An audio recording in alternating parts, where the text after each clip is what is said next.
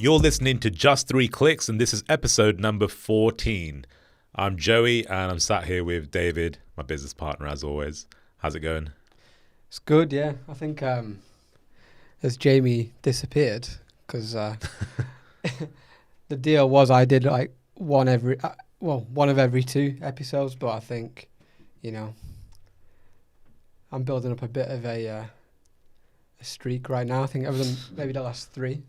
So Jamie's got a few more to do. Maybe I'll make him do Christmas. The reason Jamie's away is obviously we've just gone through a launch. We're going through the launch right now. So we launched, 3 days ago? Is that right? Yeah. A quick one. 2 days ago.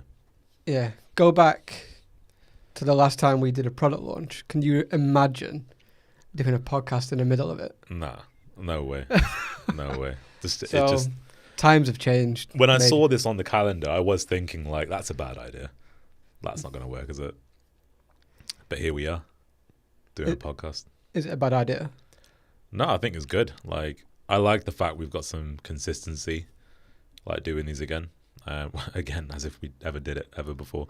Like, we've got consistency in this now. And I know we're only 14 in, but that's, 14's quite a bit. 14 weeks. What's that? 3 months. 3 and a bit. Yeah. That's not bad. That's not too bad. I think we're doing well. We've got got a couple of thousand listeners every month now, I think, or maybe a little bit more. I've not really checked the stats, to be honest. It's probably a little bit more now, but, the podcast is growing. We've got some good feedback on YouTube, so I hope, obviously, everybody's tuning in and enjoying the show, really. So today we're going to be talking about, obviously, the launch. Well, it's not obvious because no one knows what we're doing, but if you've listened to the previous episode, you'll know that we were basically gearing up to this new version of Viddyoze that we were going to be releasing. So we launched that literally a couple of days ago. 17th of November was when we released that. So I guess the first thing is, how are you feeling physically and mentally?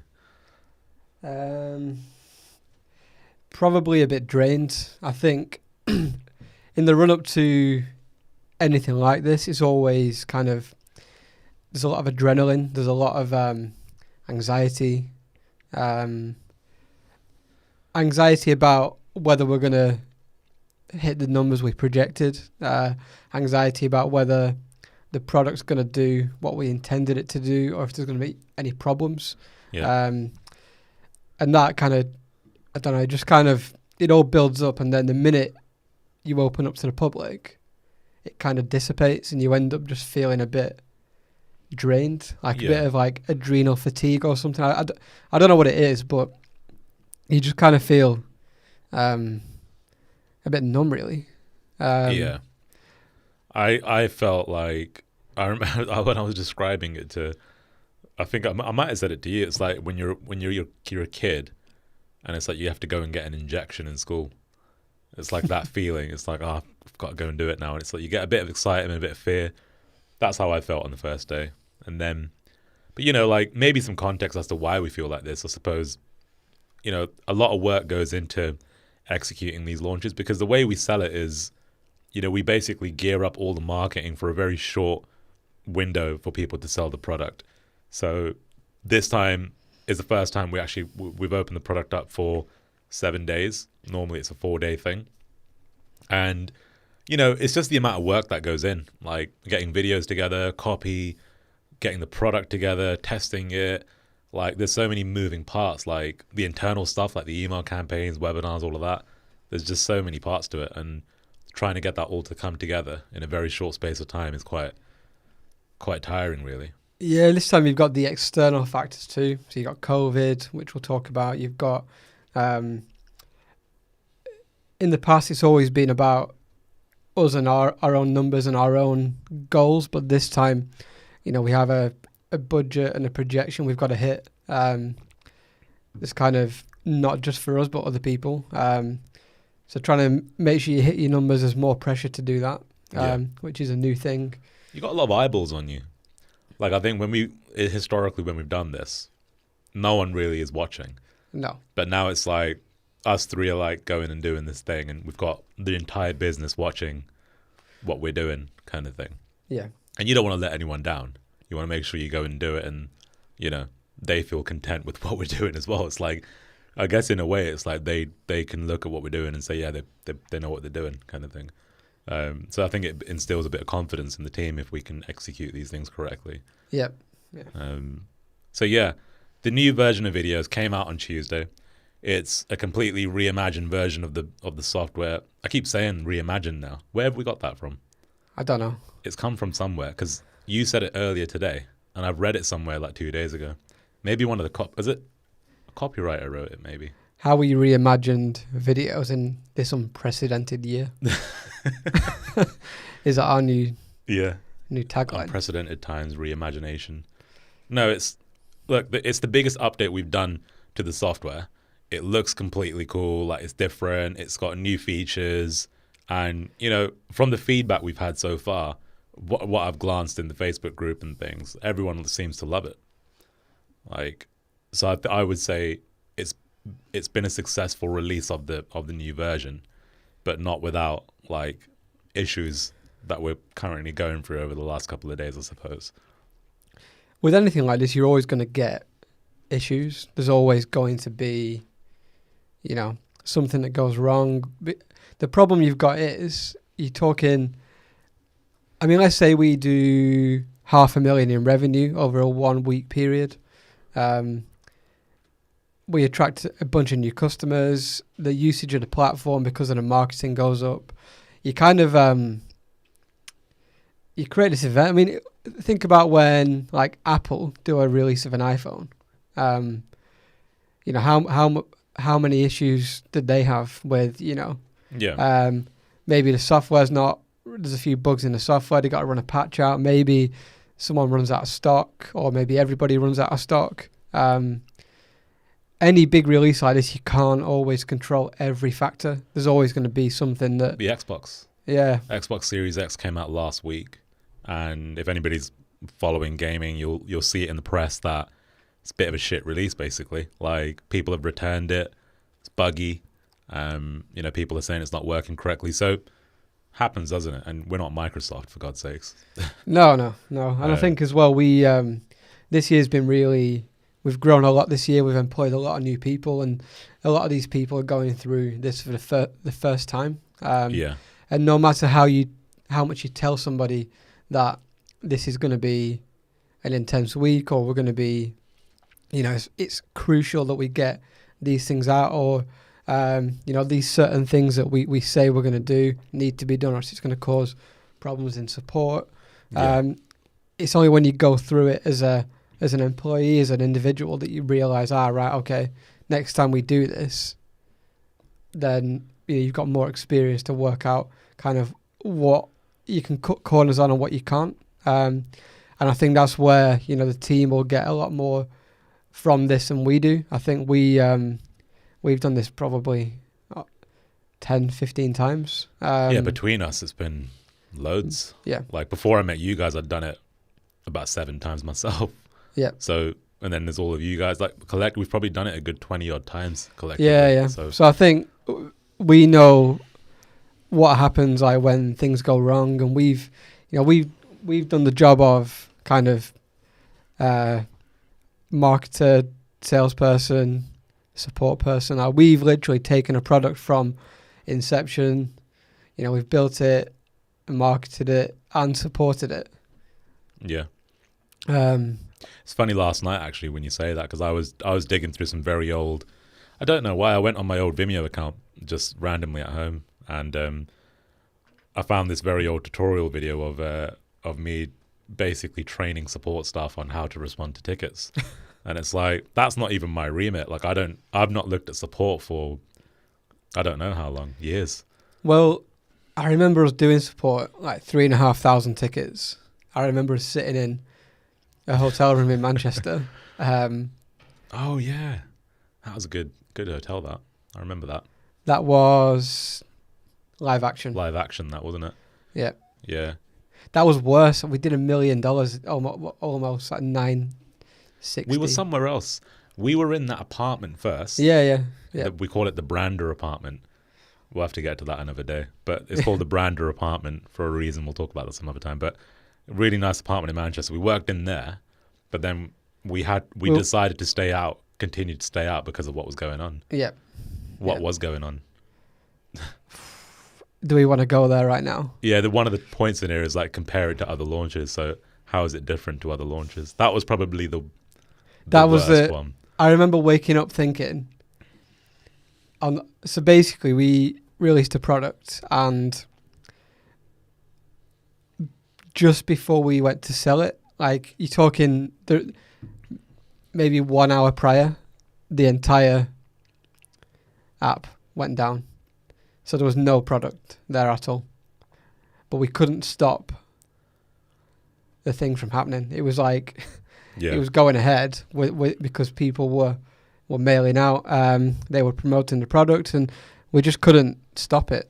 So we essentially sold about $250,000 worth of product, and there was no app there. So people weren't getting set up, people weren't getting access, people couldn't use the product, and obviously at the time we didn't have a big team, so we had to kind of make a decision.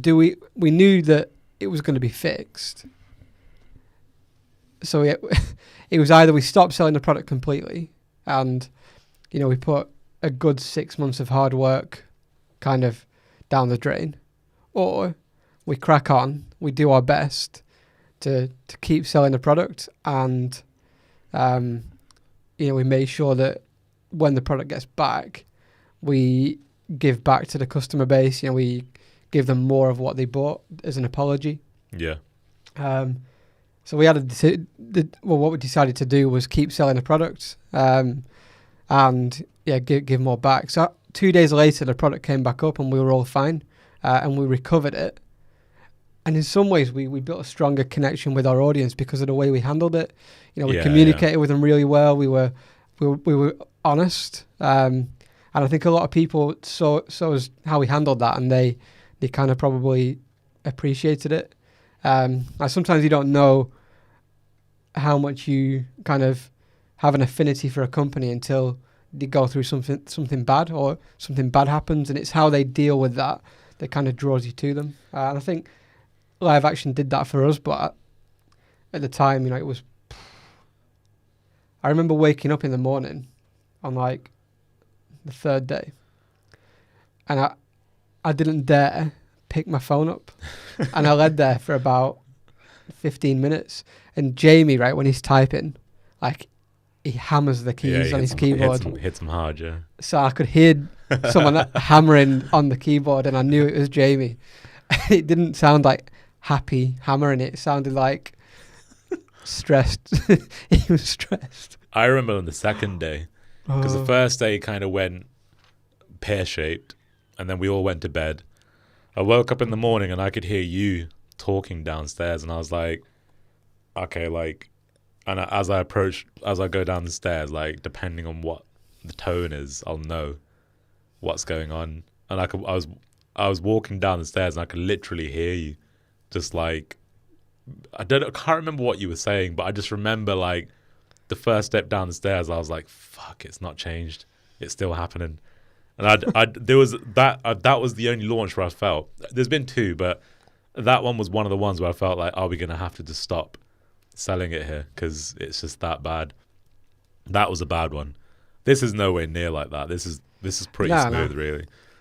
So when you look at it like that and you think about what we dealt with then this has gone pretty well, really, in the grand scheme, I suppose.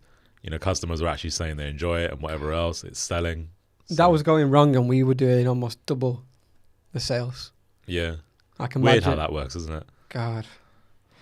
Yeah, it was intense, but what we've got now is a much more stable platform. We've got a really good team of people who have showed like great dedication this week, and prior to this as well. I know the guys worked over the weekend to get things ready, and I know people have been working 8-9 p.m. Yeah. So I think this has gone pretty well. I think revenue wise, like we're on track to do what we need to do. It's interesting on revenue as well, because typically when we go and do these in the past, we've always had an overall goal of what we want to hit, but now it's different. Now it's like, actually, we just have a goal on recurring. We just want to make sure recurring's growing a certain. Yeah, well, back then it was all about cash. Because we are a bootstrap company. It was about, right, we need to make £500,000 of cash. Yeah. So that boosts our ability to grow the company. So we can then invest that $500,000 in more developers or designers or, paid traffic. So it was always about generating cash to grow the business. But we're in a position now where we don't really need to do that. We can kind of operate on the cash we've got. So now it's all about growing revenue. Yeah. And that changes the mindset a little bit as well. Like, it changes the amount of pressure, I think, that we put on ourselves.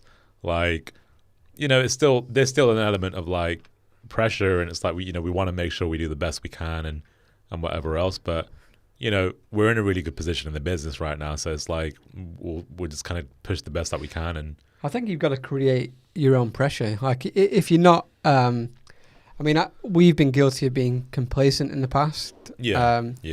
Where, like, if you go and make $1 million in a week, I'll challenge anybody who has never done that before to not let a bit of complacency step into their lives. It's difficult because, when you basically start a business and you're not, you've never experienced that kind of thing before, that kind of money or that kind of revenue, you kind of make $1 million and think you've made it. So, and you think it's all going to be okay, and you've cracked the kind of the startup game, and you're just going to continue to win. But it's not the case. So I think with this, it's when you're not under any pressure, you just make your own, and it stops you from getting complacent. It's never enough. You've got to keep achieving, keep moving forward. And I think this launch, we've got. If we just did $100,000 in revenue, we'd be fine. Like, the business would continue to grow, but we've set our goals much higher, and if we don't hit it, everything's fine, but we'll be a bit pissed off. We'll probably feel a bit like we should have done better.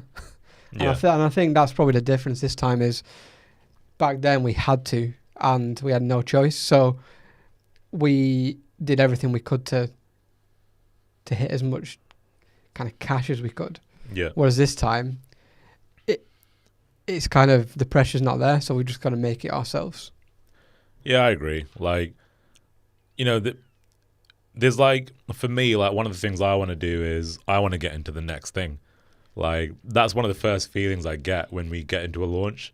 It's like, right, what do we do next, kind of thing. And it's almost like a habit, like, because I just want to get my hands into something new. And there's a question here about what would you do differently next time. And it's just a funny question, because it's like every time we do this, we always say the same things. It will be smoother next time and this next time. But it's never perfect. It never is. Well, what happens is, right, when you're in the moment and you're stressed, how many times have we said, or people said, I am never doing that again? Yeah. Like, I think it probably happens with, as an example, right, when I had a child 18 months ago, and when my wife was giving birth, she said, I'm never doing this again. Yeah. Like, she was like, it's so painful. I don't want to do this ever again. And then probably about 6 months after, she was like, I can't wait to have another baby.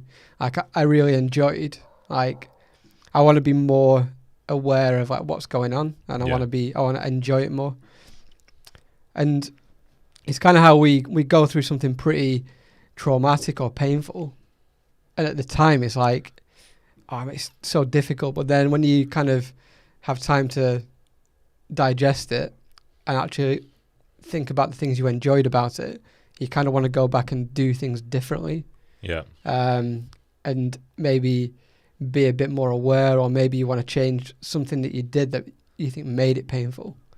So I think, at the time, it's like never again. But then as you kind of move through, I think time just kind of heals those wounds a bit, and then you can kind of go and, you can go and do the same thing again, but tweak the things that made it go wrong. And I think it's the same with the business.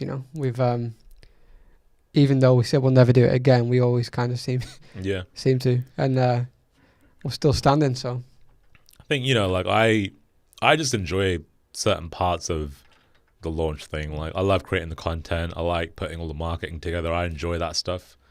There's certain things like the bugs and things like that. I always wish they weren't there.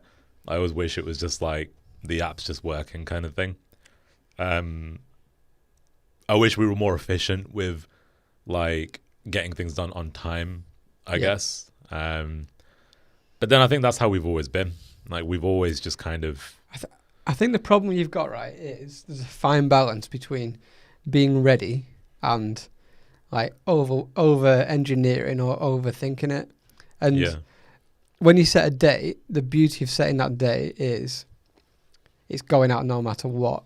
If you kind of said, right, we're going to build everything, we're going to work on it, it's going to be perfect, and then we'll decide, it'd never be perfect. You'd never get there.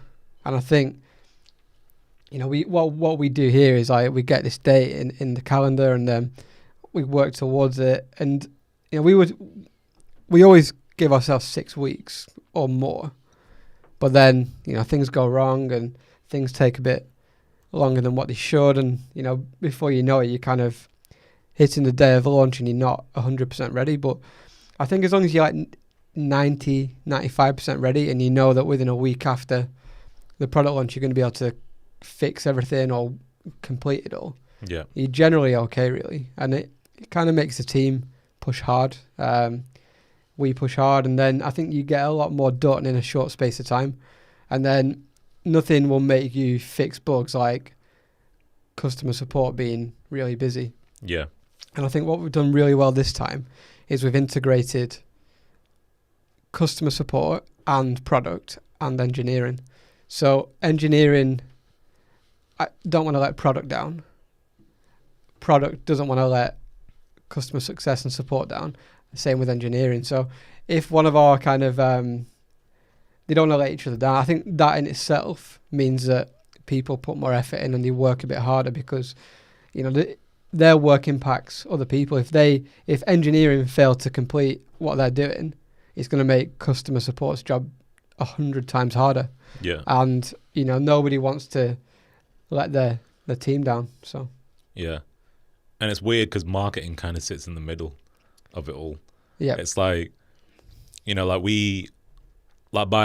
my operation is really driven on making sales. So it's like, an incident happened yesterday where it was like development and customer support worked together to fix this little thing, but it's probably at the cost of actually making money because it made the page look terrible, basically. And from the development and customer support's perspective, it might be like it's not really going to make a difference to sales, or they might not even think about that. They're just thinking about how do we make it more efficient for the customer, whereas my side is like, we need to drive more customers, basically. And it's a balance, isn't it? It's like sometimes it can be challenging to like get other departments to understand the perspective, because I don't really work very much with the development side, because it just doesn't tie in that much to the marketing side, I guess. But it's interesting, and I think as our team is experiencing this more, like our development team now is so much more robust than it ever has been, and I think us going through this process is allowing them to see how these things actually go, and what the things are to look out for, what's important. Like, what's next? Like, blocks is next, basically. We haven't got a time frame on it, but we will set one, and then we'll basically go for it. And I think everyone will be better prepared next time for that. Yeah, 100%. I think the team will be bedded in quite a bit more, because there's been quite a few new additions in the last sort of 2 months. I think we've brought somebody in recently who's kind of heading up our R&D department, and he's been working pretty hard on blocks. So a lot of the big kind of technical hurdles we want to kind of jump over are already going to be done. So that'll speed up the engineering of that product. And there'll be more heads around it. I think the development's going to be a lot smoother. And I think the kind of research we're doing into product as well now is more than we've ever done previously. So feedback from customers and, also being in the market ourselves and benchmarking against other products and, that kind of thing is really impacting how we develop and how we create. So I think having that many heads around it, that many people who are pushing this along, it's gonna improve the quality of the product. And I think we'll get that out on time with minimal issues really. But we've said that every time for like 5 years. Yeah. Nah, I think we've got all the right resources. I'm excited to get into it. I know it's the end of the year, but I've been speaking with our video team and Nindy, and we've got loads of ideas on what we want to do. And I think, we're pretty much ready to just jump into it in a week or two to start putting stuff together because I'm excited about it. Ready to make another narcissistic piece of content, basically. Let me pull up this LinkedIn post just to get some backstory there. Look, as part of the launch, we created this documentary, right? It's called The Viddyoze Story, self-explanatory. It's the story of Viddyoze. And the story of Viddyoze basically is me, David, and Jamie's story. That's what it is, isn't it? So we created a 53-minute feature-length piece, which basically talks through the story of how the software came together, how did we come up with the idea, the first launch, and how we've evolved as personalities and as a business collectively to where we are today. So we've got a PR person called Chris McGuire. Hi, Chris, if you're listening.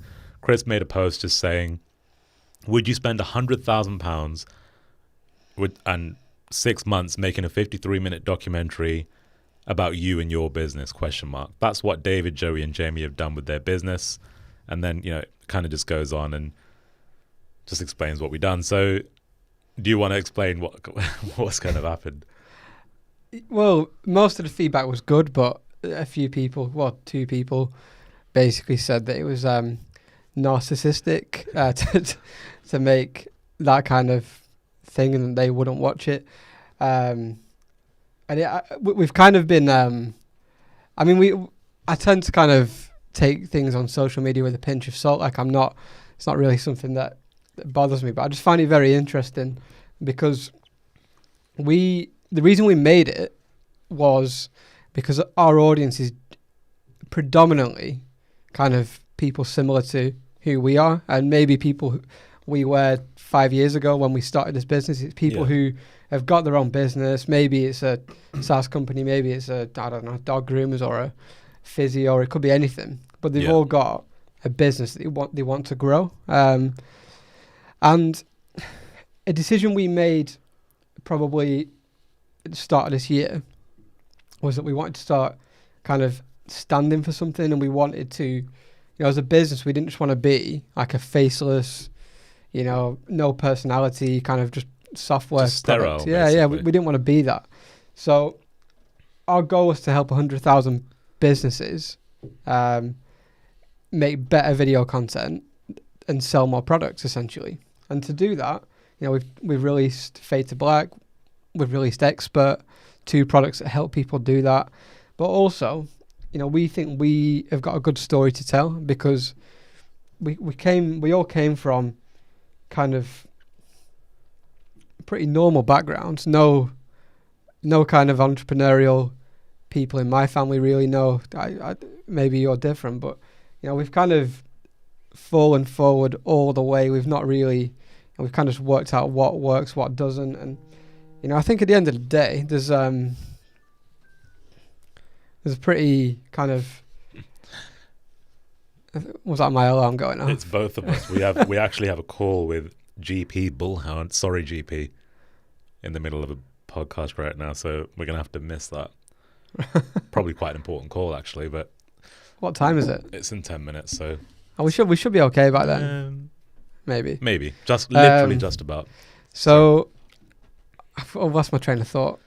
So yeah, we were like we're falling forwards basically. Yeah, and I think what we want to do is we want people to buy into not just what our product does, but us as a company and us as individuals as well. We want people to want to track our progress and come on the journey with us. And for me, the only way you can do that is by just being a human being. And I think it just kind of made me laugh because I think everybody can be a narcissist. I think we've all got the potential to be. Everyone has those traits.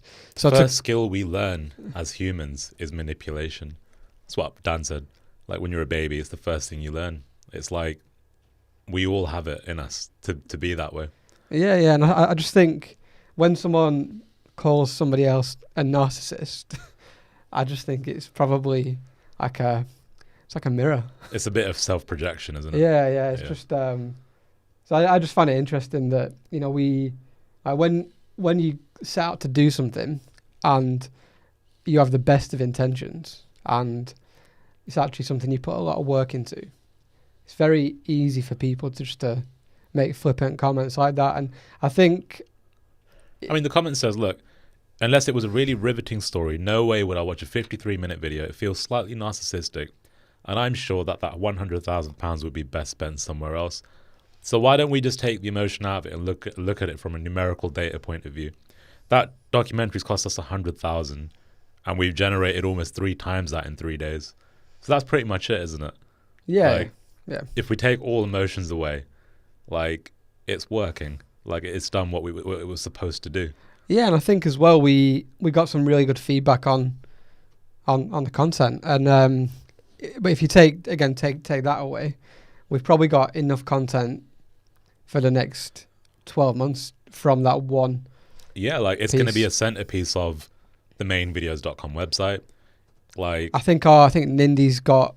I mean, he'll be able to pull a lot of content from it from a writing perspective because there's a lot of stories in there. There's a lot of kind of backstory in the business. I think he'll be able to probably garner quite a bit from that. And then what about it from? I mean, people don't. We don't necessarily want to go too deep into our process with investors and that, but there's a conversation we're having, as the board is having a conversation about how we're going to be utilizing this as a piece to warm investors up. Like, what a great idea. Like, what investor, or if any, who's really going around meeting companies that have a piece of content like that to warm them up for an investor meeting? Maybe someone, but probably not a lot of people. Like, it's a great way for us to stand out. It's a great way to give our backstory to investors. And these are people that are potentially putting millions of pounds into the business. So, is it worth the 100K? Fucking course it is. Like, we don't even know how valuable this piece is yet. Like, we've only just used it for 3 days. So we'll know how much value we can get out of it as time goes on. Yeah. So the question is, the opinion of a couple of people online, is it going to stop us doing it again? No way. No way. We'll keep on doing it. Like I said in the comments on the LinkedIn, it's we've done this before. Yeah. Like, we done the Miami documentary. That was more expensive than this. A lot more expensive. And we've done the Fade to Black one. We've done loads of pieces of content. Like, not just those, but even when we first started, we've done long form content that's about us and our stories and our personality time and time again. It's just that this particular piece looks really flashy because we put a bit of extra, oomph into the piece because it's our 5-year anniversary and we wanted to go the extra mile with it. So it looks good, but I've had some great feedback. I've had a lot of personal comments and things of people saying they love it. So, for me, it's been worthwhile. And I think it's going to have legs to stand. So if you guys are listening in and you haven't seen it, you can go to the YouTube channel and you'll see it listed there. It's just called The Viddyoze Story, and check it out.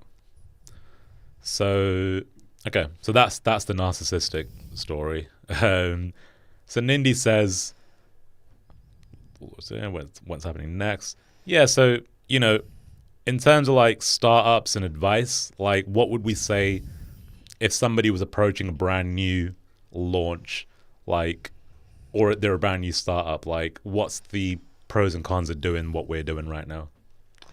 I think there's a risk that it might not do what you want it to do in terms of numbers. Like the first time I did a product launch, I made like $2,000. Yeah.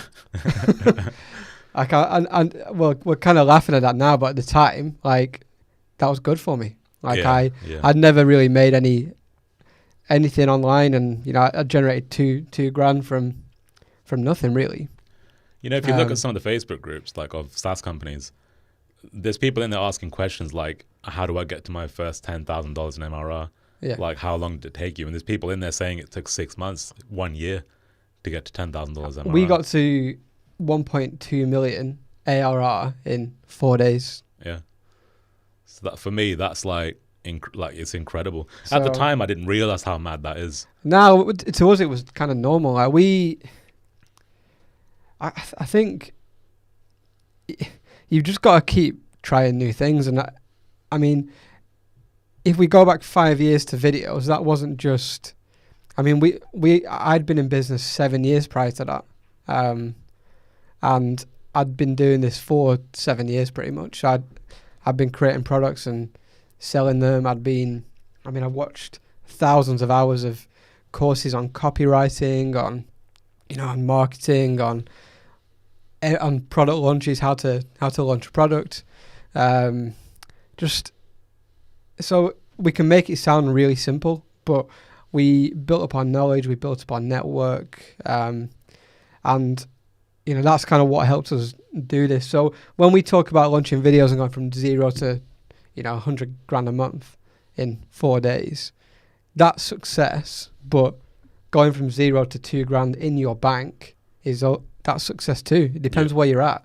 So what I would do is say just keep trying different things, and follow the same process we did, but don't anticipate it's going to do 500,000. Aim for 10 grand, aim for 20, aim for 100 maybe, but just make sure that whatever you do, you're not banking on doing it 500,000 the first time.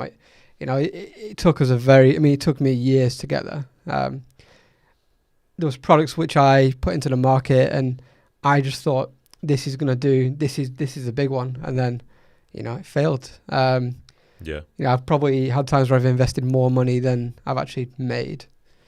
So you've got to be prepared for that struggle, really. I know that's probably not advice on how to succeed, but it kind of is as well. You've got to go through those hard times to make, there's like a lot of work goes into becoming an overnight success, Yeah. You can make overnight millions, but it just takes a good number of years to probably know how to do it. Yeah. A lot of time and effort goes into that. So cool. Well, look, we'll wrap it up there.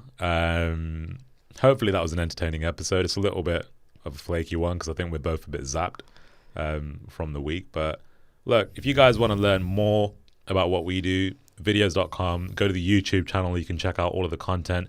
Do go and check out the documentary because we need to get some ROI on that 100 grand documentary. So, go check it out and buy Viddyoze, check it out. It's obviously a great platform, so make sure you do that. And anything else you want to add? I'm probably going to go home and play PS5. So the PS5 came out today. I don't want to extend the podcast too much because I've probably got about 1 hour before my son gets home. So, I've got to go and get some quality. It's going to take you 40 minutes to download a game. Well, maybe that's not going to happen then. You can set the user interface up. Oh, the light's turned off. That's a sign. Yep. Right, cool. Well, lights out, and we will catch you on the next episode. Make sure you subscribe if you're watching this on the YouTube channel, and we'll catch you next time.